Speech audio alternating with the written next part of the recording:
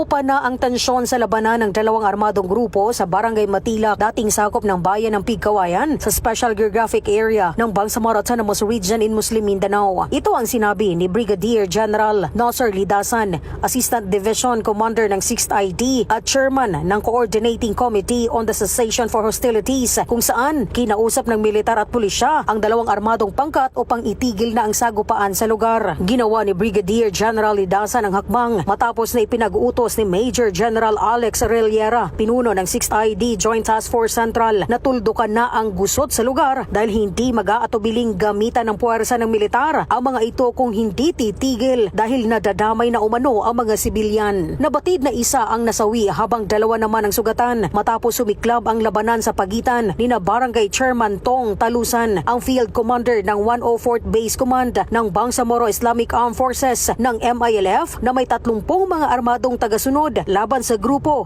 ni Ibrahim Piang alias Kagi Sabod, Battalion Commander ng 105th Base Command ng BIAF MILF, kasama sina Barangay Chairman Dato Kulab ng MNLF na may pareho ding puwersa. Dahil dito, agad na kinausap ni Brigadier General Lidasan ang dalawang naglalabang grupo at napag-alaman na magkakamag-anak din ang mga ito, bagay na sumunod din sa pakiusap ng Armed Forces of the Philippines ang mga sangkot sa kaguluhan. Unti-unti na ring nakabalik sa kanilang lugar ang mga nagsilikas na mga residente sa tulong na rin ng 34th Infantry Battalion at mga pulisya. Kaugnay nito, tiniyak naman ni Major General Arellera na nakahanda ang tropa ng militar na protektahan ang mga mamamayan laban sa mga grupong naisirain ang katahimikan sa lugar. Yan ang report na hatid sa inyo ng NANS Herbal Products. Ito si Lizelle Anion Banga para sa Balita Radyo Sincero.